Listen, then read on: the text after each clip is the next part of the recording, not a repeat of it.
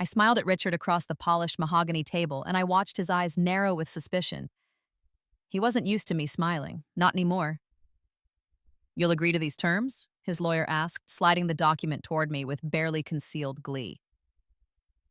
"Mrs. Chen gets the house, which, as we've established, has a remaining mortgage of $340,000 against a current value of $380,000.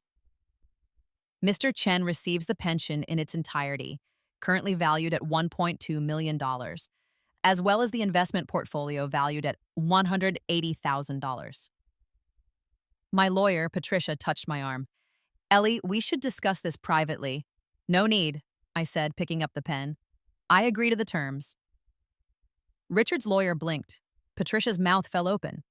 Even the mediator looked surprised. But Richard, oh, Richard. He leaned back in his chair with that insufferable smirk I'd seen for 32 years. The same smirk he'd worn when he told me I was too stupid to understand finances. The same smirk he'd had when he said his secretary, Melissa, just understood him better. The same smirk that had been on his face when I died alone in our bedroom from a stroke, and he'd been in Cabo with her, returning just in time to cash out my pension for estate expenses. That was 6 months ago, in another life. "Well," Richard said, unable to hide his triumph, "I'm glad you're finally being reasonable, Ellie." I signed my name with a flourish.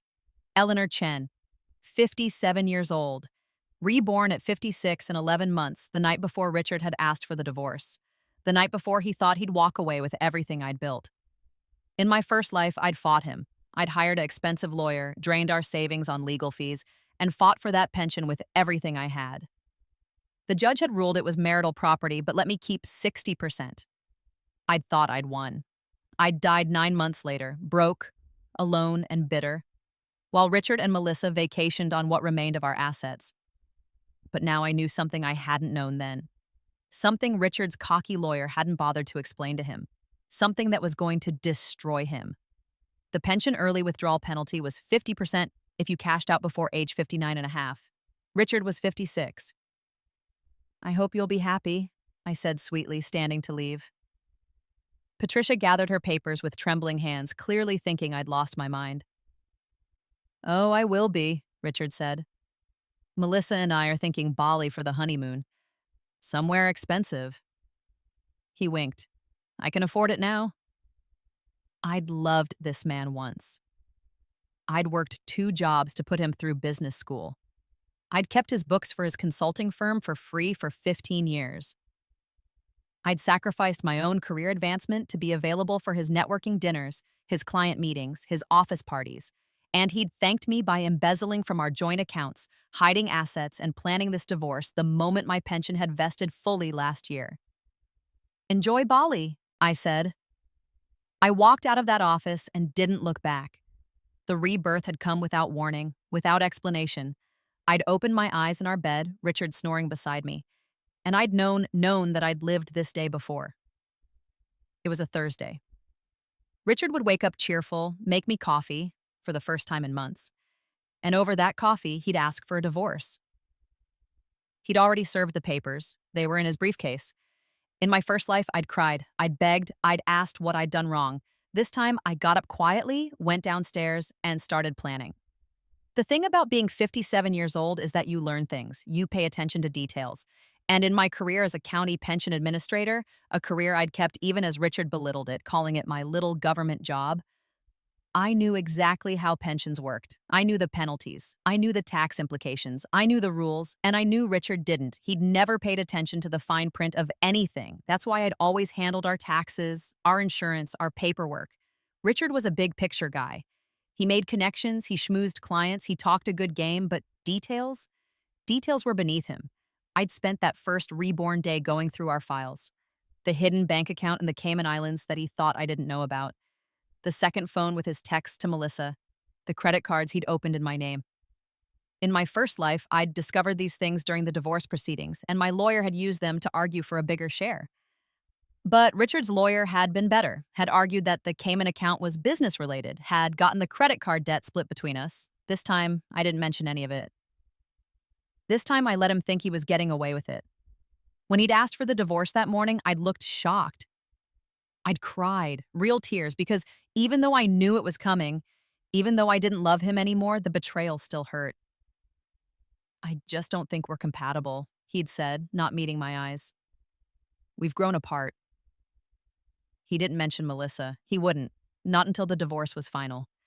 In my first life, I'd hired a private investigator and proven the affair. It hadn't mattered. California was a no-fault state. I understand, I'd said quietly. He'd looked relieved. I want this to be amicable, Ellie. We can split things fairly. Of course, I'd said. And I'd started preparing. The house was the first piece of the trap. Richard wanted it. Of course he did. It was a beautiful 4-bedroom in Pasadena, worth at least $450,000 on the open market. The mortgage was only $340,000. What Richard didn't know was that I discovered the foundation issues 6 months before my death in the first timeline. The house needed $180,000 in repairs, structural repairs that weren't covered by insurance. I'd gotten 3 estimates, all saying the same thing. The house was essentially worth what we owed on it, maybe less. In my first life, I'd been planning to tell Richard about it when I'd had the stroke. This time, This time, I kept my mouth shut. Let him think he was winning by letting me keep the house in exchange for the pension. I had the estimates buried in my personal files. I'd copied them, stored them in 3 different locations. After the divorce was final, I'd get my own inspection, discover the problems, and sell the house to Richard for $40,000, the actual value after accounting for the repairs needed. He could have his dream house and the nightmare that came with it. But the pension was the masterpiece. I'd been paying into CalPERS, the California Public Employees Retirement System, for 34 years. I'd started as a clerk at 23, worked my way up to administrator. My pension was worth $1.2 million as a lump sum, or $6,800 a month for the rest of my life. In my first life, I'd fought to keep it. The judge had awarded me 60%, $720,000 as a lump sum, or the equivalent in monthly payments. I'd taken the monthly payments, I'd needed the guaranteed income. Richard had gotten 40%, which he'd immediately cashed out. He'd paid a 10% penalty, $48,000, because he'd taken it as a lump sum instead of rolling it into an IRA. He'd also paid taxes on it as income, about $150,000. He'd walked away with roughly $282,000. That had seemed like a victory to him. But this time, he was getting the whole thing. And this time, he wouldn't wait. I knew Richard. Melissa was expensive. The Bali honeymoon was expensive. The new condo he'd already put a deposit on was expensive. He'd cash it out immediately. $1.2 million, 50% early withdrawal penalty, $600,000. Federal taxes at 37%, because yes, it would push him into the highest bracket, $222,000. California state taxes at 13.3%, a $159,600. Richard would walk away with approximately $218,400, less than he would have gotten if he'd just taken his fair 40% share. And that was before he realized that cashing out the pension meant he'd have no retirement income. At 56, with his consulting business failing, I'd been keeping it afloat with my free bookkeeping, and I'd stopped the moment he asked for the divorce. He'd burned through that money in 2 years. Maybe less, knowing Melissa's taste for luxury. Patricia called me 3 times the day after I signed the papers.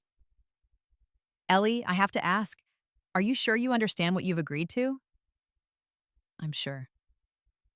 The pension is worth so much more than the house. Even with the mortgage, I know what it's worth, Patricia. Then why? Trust me, I said. Please, just trust me. She'd sighed. It's your life. The judge will sign off on it. The 60-day waiting period starts now. 60 days until the divorce was final. 60 days to put the rest of my plan in motion. I'd called my son first. James was 31, married to a wonderful woman named Sarah, father to my 2 grandchildren. In my first life, he'd been devastated by the divorce. He'd tried to maintain a relationship with both of us, but Richard had made it difficult, constantly bad-mouthing me, buying James's affection with expensive gifts funded by my pension money. James had eventually chosen his father. It had broken my heart. This time, I got ahead of it. Mom? He'd sounded surprised when I called. We hadn't been close in the last few years, my fault, really. I'd been so focused on keeping Richard happy, on maintaining the illusion of a perfect marriage, that I'd neglected my son. James, I need to tell you something. Your father and I are getting divorced.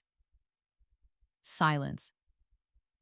Then, Mom, I'm sorry. Are you okay? I'm fine, I said. Better than fine. But I want you to know that your father is going to tell you things about me. He's going to paint me as unstable, as unreasonable. He's going to try to turn you against me. Mom, he wouldn't. He's having an affair with his secretary, Melissa.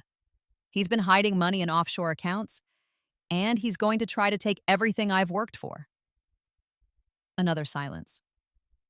Longer this time. How do you know about the affair?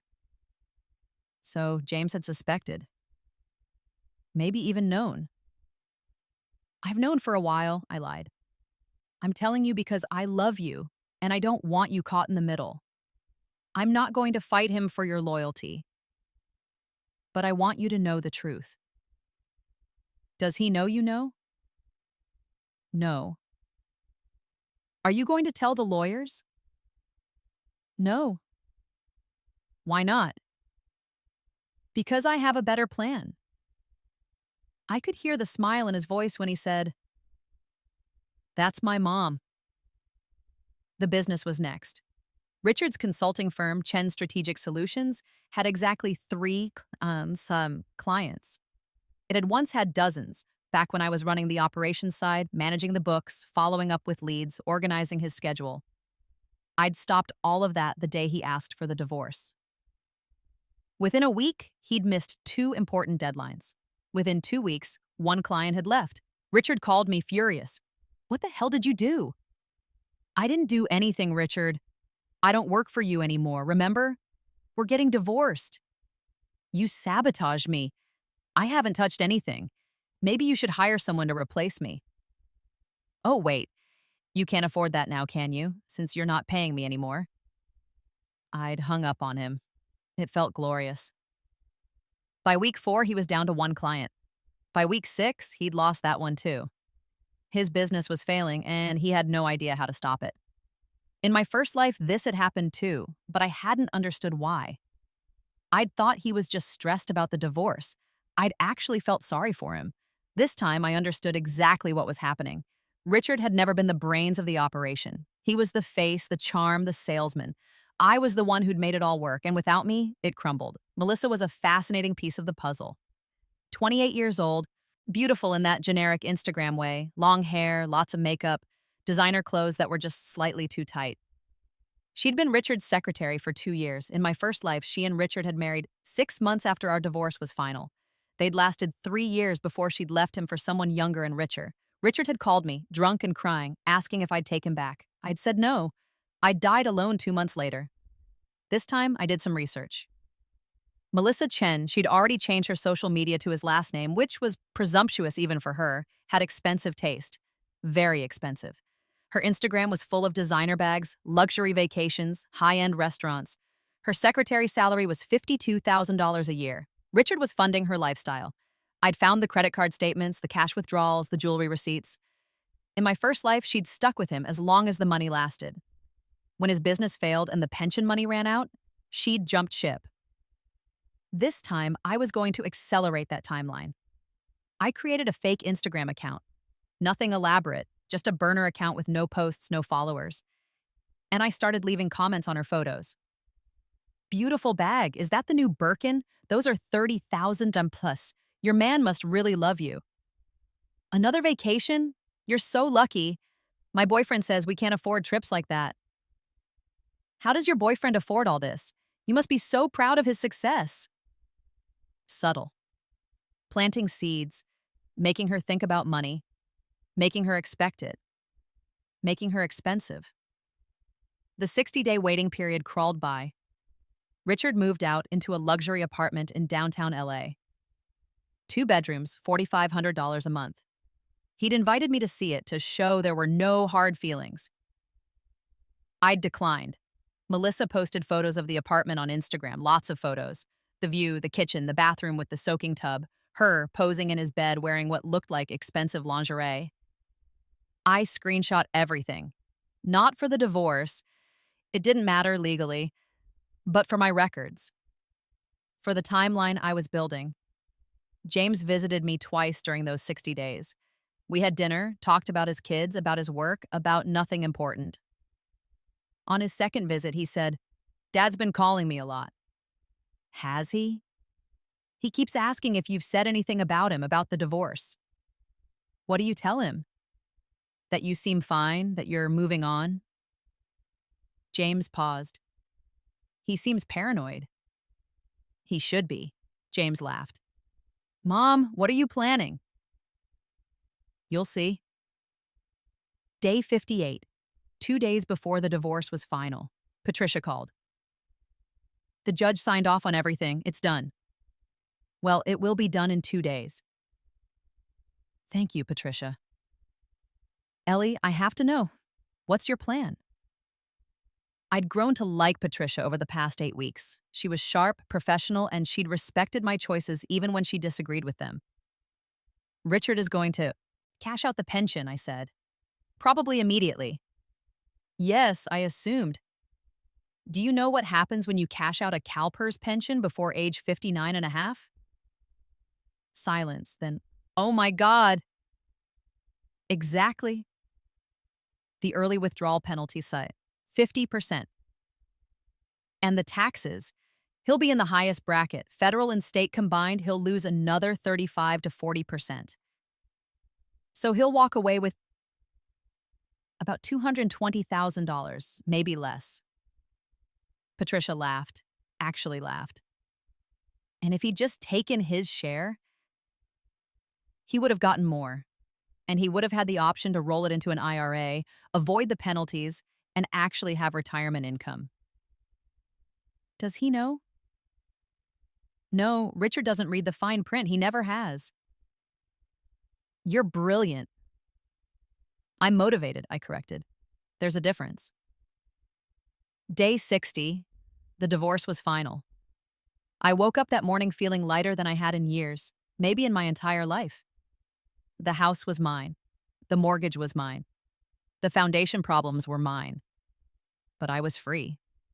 I made coffee, sat on the back patio, and watched the sunrise. My phone rang at 8:47 a.m. Richard. Ellie? Richard? I just wanted to say, I hope we can still be friends. This doesn't have to be ugly. Of course not. I'm picking up the pension paperwork today. Just wanted to let you know. That's fine. It's yours now. I really do hope you'll be happy, Ellie. He sounded sincere. Almost kind. It was the voice he'd used when we first dated, before marriage and mortgages and the slow erosion of everything good between us. I will be, I said. I promise you, Richard, I'm going to be very, very happy. I hung up before he could respond. 3 weeks later, James called me, laughing so hard he could barely speak. Mom, you have to, he gasped for breath. Dad just called me. Oh? He cashed out the pension. I assumed he would. Mom, he's furious. He got $218,000.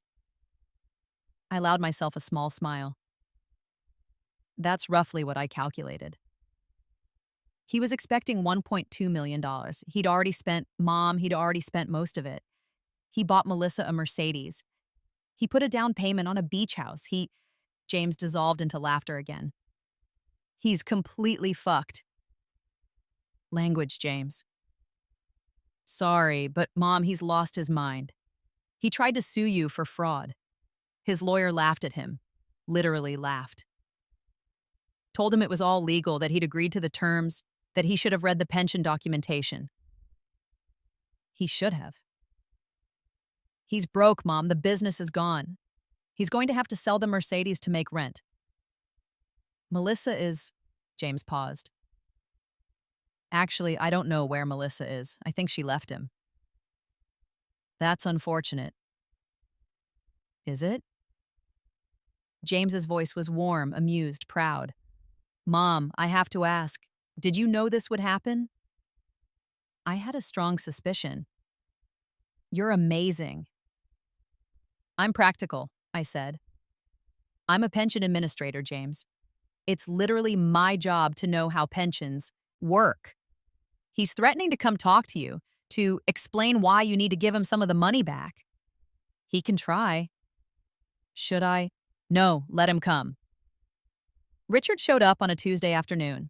I was in the garden planting tomatoes. I'd always wanted a proper garden, but Richard had said it was too much work and made the yard look messy. Now it was my yard, my mess. He pulled up in a beat-up Honda Civic, Melissa's car, I assumed, since the Mercedes was gone.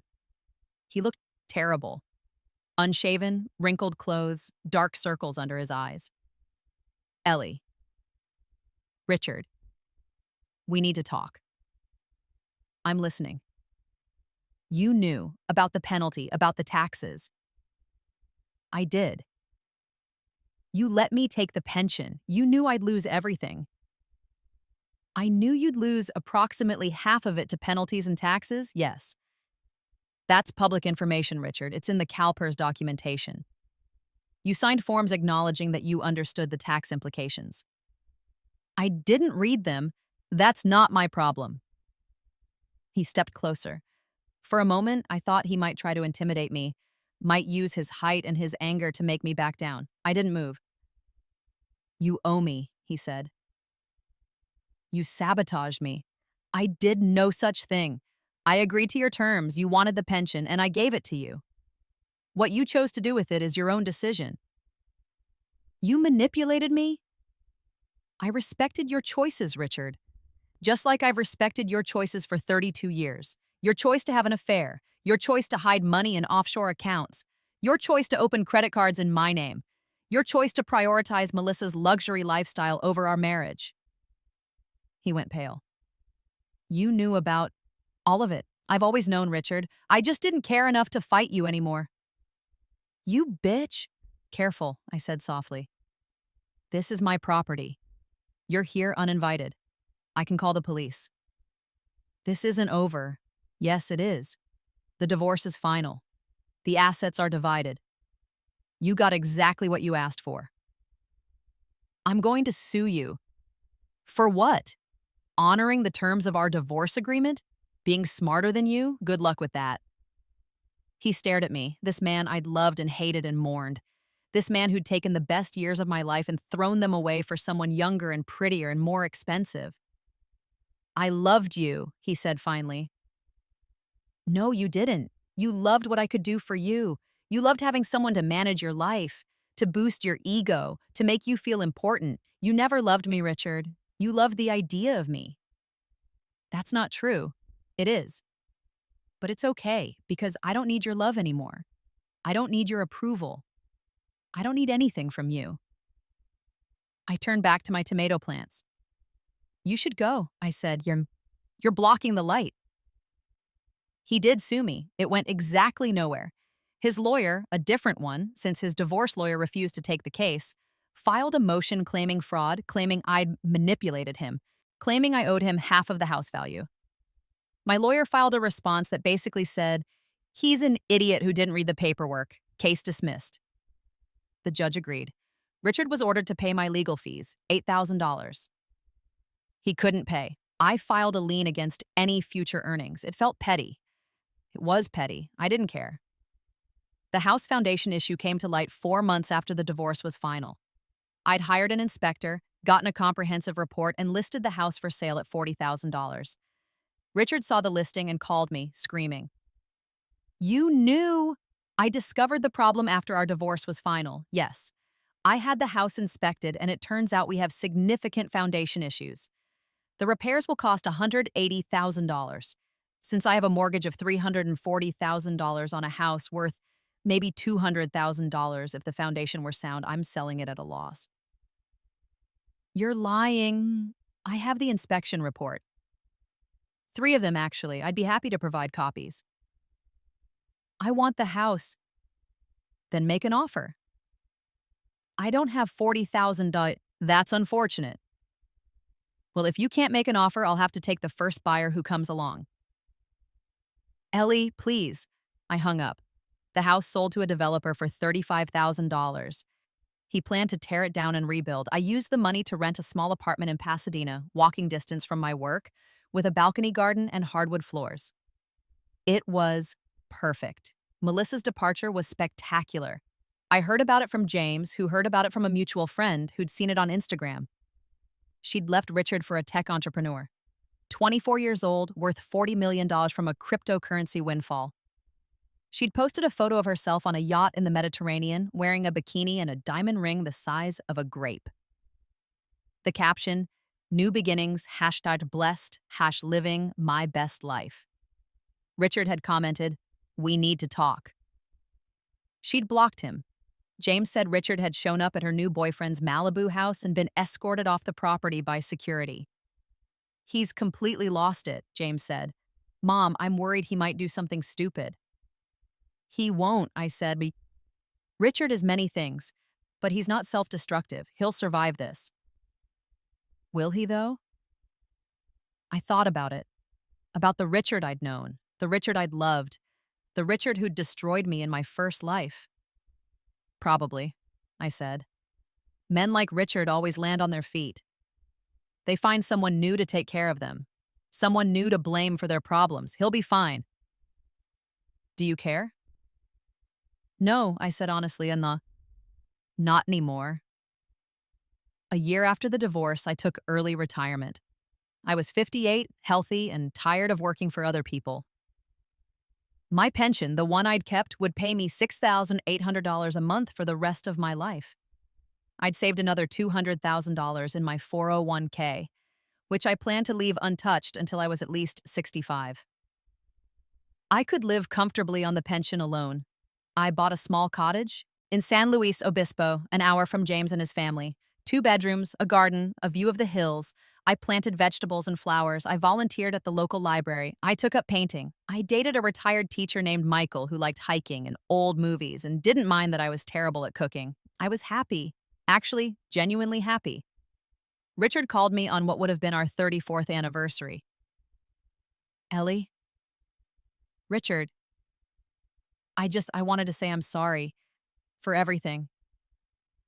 I was painting when he called. A landscape, all blues and greens and soft yellows. I set down my brush. "Okay." "I mean it. I was a terrible husband. I took you for granted. I threw away the best thing in my life for—" He laughed bitterly. "For nothing. For absolutely nothing." "Are you drunk, Richard?" "A little, maybe. Does it matter?" "No." I lost everything, Ellie. The business, the money, Melissa. Even James barely talks to me anymore. That must be difficult. Is that all you have to say? What do you want me to say, Richard? That I forgive you? That I understand? That it's all okay? I don't know what I want. I picked up my brush again. The painting was coming along nicely. The sky needed more depth, but the trees were perfect. I'm happy, Richard. For the first time in decades, I'm genuinely happy. I have a home I love, a life I love, people who value me. You can't take that from me, not anymore. I never wanted to take anything from you. Yes, you did. You wanted everything. And the tragedy is, I would have given it to you. If you'd just been honest, if you'd just been kind, I would have given you whatever you wanted. Ellie, but you weren't, so I didn't. And now we both have to live with those choices. Do you hate me? I thought about it. Really thought about it. No, I said finally. I don't hate you, Richard. I don't really feel anything for you at all. You're just someone I used to know. He was quiet for a long time. I really did love you, he said softly. Maybe not well, maybe not enough, but I did love you. Maybe you did, I said. But it doesn't matter now. Goodbye, Richard. I hung up before he could respond. He didn't call again. 5 years after the divorce, James and Sarah threw me a party for my 63rd birthday. My grandchildren, Emma, now 9, and Lucas, now 7, made me cards. Emma's had glitter and stickers and said, "Best grandma ever," in wobbly letters. Lucas's had a drawing of me in my garden, surrounded by flowers. James grilled burgers. Sarah made her famous potato salad. Michael brought wine and chocolate cake. We sat in my garden under string lights I'd hung from the oak tree and ate and laughed and talked about nothing important. "Speech," James called. "Come on, Mom, give us a speech." "I'm not good at speech." "You're good at everything," Sarah said warmly. "Speech." I stood, glass of wine in hand, and looked at the faces around. Me. My family, my chosen family. People who loved me not for what I could do for them, but for who I was. I'm not sure what to say, except thank you. Thank you for being here, for being part of my life, for making this.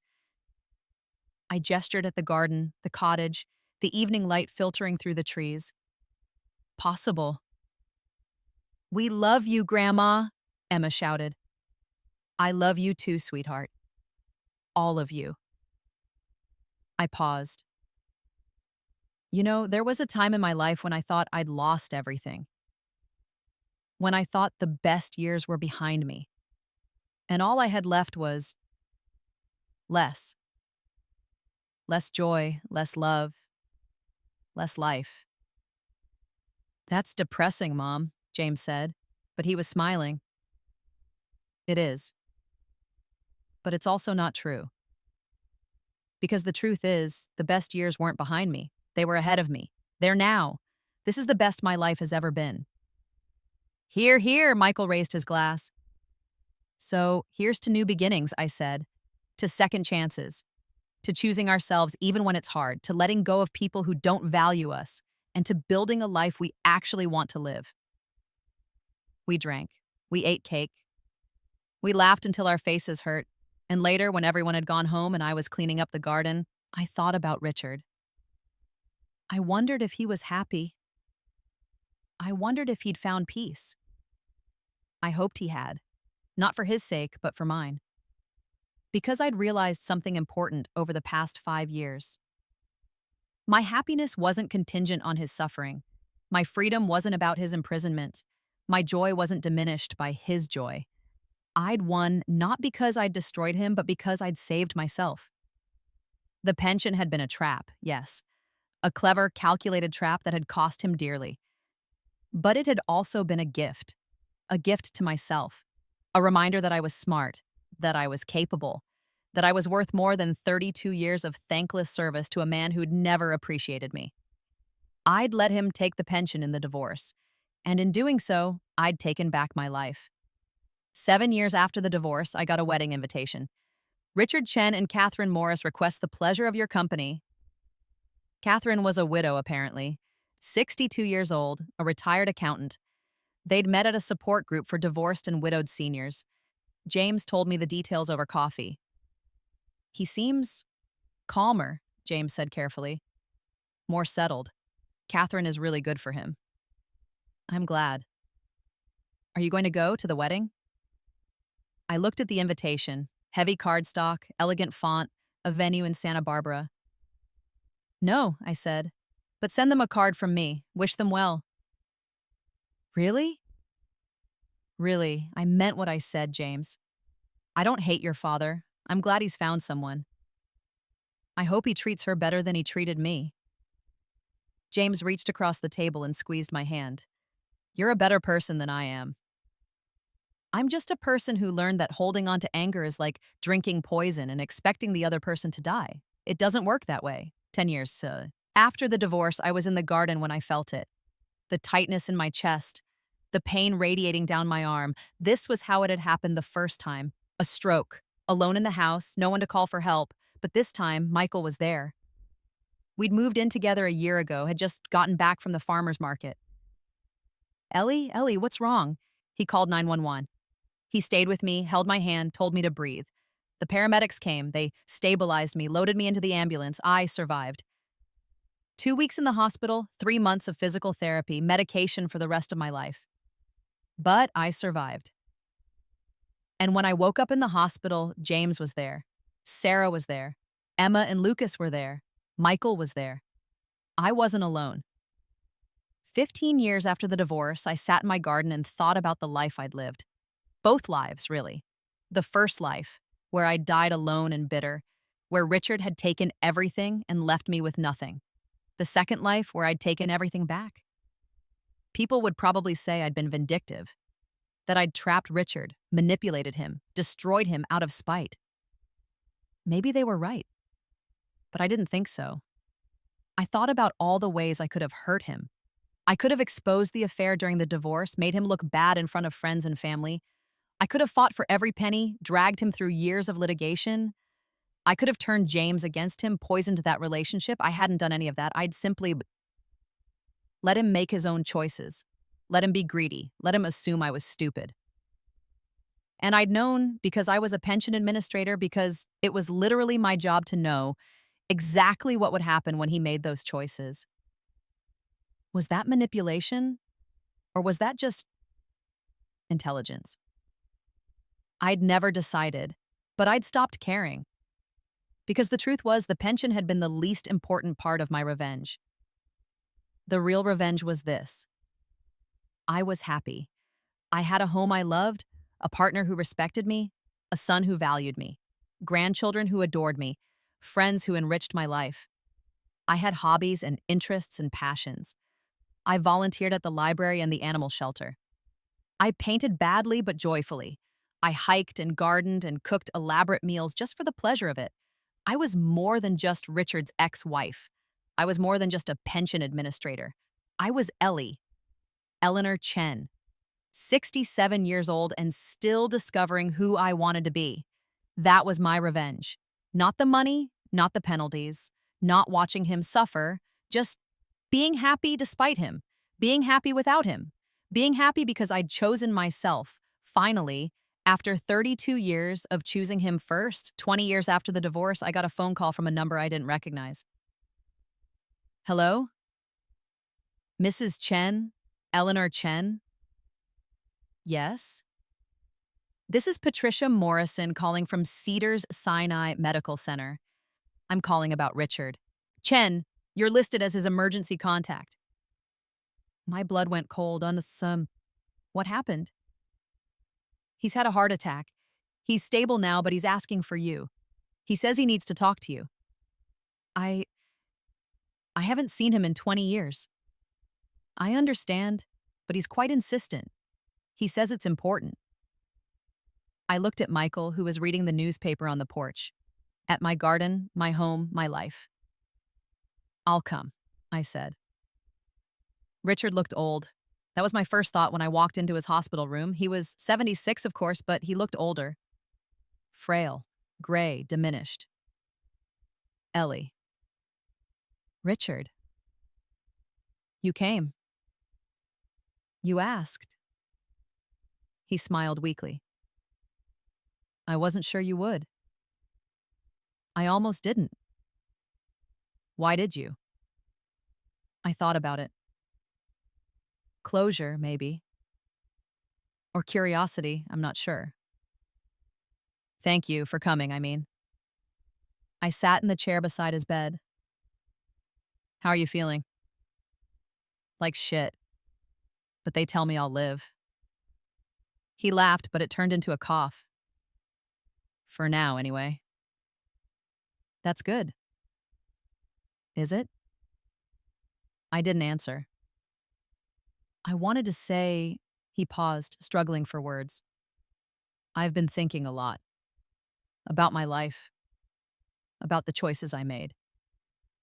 About you. Richard, let me finish. Please. I nodded. I was a terrible husband. Worse than terrible, I was cruel and selfish and stupid. I threw away 32 years with a woman who loved me, who supported me, who made me better than I was. And for what? For Melissa, who left me the second the money ran out. for a series of increasingly desperate relationships with women who didn't actually like me, for a life of nothing, of loneliness and regret, and wishing I could go back and do it differently. We can't go back, I said softly. I know, believe me, I know. But I wanted you to understand I've carried this guilt for 20 years, this knowledge that I destroyed the best thing in my life. And I wanted to tell you that I'm sorry, that I was wrong, that you deserve so much better than what I gave you. I studied his face. He meant it, I could see that. After all these years, all this time, he finally understood. I forgive you, I said. He looked shocked. You do? I do. Not because you deserve it necessarily, but because I deserve to let it go. I've spent 20 years building a life I love, Richard. A life that has nothing to do with you. And the last piece of that life is forgiving you and moving on. Are you happy? He asked. Very. Good. That's good. You deserve to be happy, Ellie. So do you. Do I, though? Everyone deserves happiness, Richard. Even people who make terrible choices. He was quiet for a long moment. Then Catherine left me 3 years ago.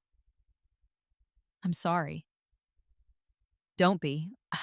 I earned it. I was me. Selfish, demanding, taking her for granted the same way I took you for granted. She finally had enough. Are you alone? James visits sometimes. He's a good son, better than I deserve. He is. And you? Are you still with Michael, was it? I am. We've been together for 19 years. That's wonderful, really. We sat in silence. Outside, the hospital bustled with activity. Inside, it was just the two of us, two people who'd once promised forever and had barely made it 3 decades. The pension thing, Richard said finally. That was brilliant. I blinked. What? The pension, letting me take it, knowing I'd cash it out, knowing I'd lose everything. It was brilliant. I didn't realize it at the time. I was too angry, too stupid. But looking back, brilliant. I don't know what you're talking about. Ellie, come on. We both know you knew. You were a pension administrator. You understood the penalties, the taxes, all of it. And you let me walk right into it. I didn't confirm or deny. I'm not angry, he said. I haven't been angry in years. If anything, I'm impressed. I spent our entire marriage underestimating you, thinking I was smarter, thinking I was better. And you proved me wrong in the most poetic way possible. I didn't do it to prove anything. Maybe not. But you did it anyway, and it worked. I lost everything, and you won. You built a whole new life, a better life. The life you deserved all along. Richard, I'm not asking for forgiveness, Ellie. I don't deserve it. I'm just saying, I see you now. I see what you are, what you've always been. Smart, capable, strong. And I'm sorry I was too stupid to see it when it mattered. I felt tears prick my eyes. After all these years, after all this time, hearing him say it actually meant something. Thank you, I said. Thank you, he countered. For coming, for listening, for not hating me. I don't hate you, Richard. I haven't for a long time. That might be worse, indifference. Maybe, but it's honest. He smiled. It is. I left the hospital an hour later. Richard and I exchanged phone numbers. He promised to call if he needed anything. I promised to answer. We both knew I wouldn't hear from him again. Some endings are quiet like that, not dramatic, not painful, just done. I drove home to my cottage, to Michael and my garden and my painting and my life. And I thought about the pension one last time. People would say I'd been vindictive, that I'd manipulated him, destroyed him, taken revenge. But the truth was simpler and more complex than that. The truth was I'd known what the pension was worth. I'd known what would happen if Richard took it. and I'd let him choose. I hadn't forced him to be greedy. I hadn't forced him to cash it out. I hadn't forced him to prioritize immediate gratification over long-term security. I'd just known that he would, and I'd let him. Was that manipulation, or was that just understanding someone well enough to predict their choices? I'd never decided, but I'd stopped needing to. Because the pension had never been about punishing Richard, it had been about saving myself, about choosing myself, about understanding, finally, that I was worth more than 32 years of service to someone who didn't value me. The early withdrawal penalties had cost Richard half the pension, but the divorce, the freedom, the choice, the chance to build a new life had given me everything. That was the real calculation.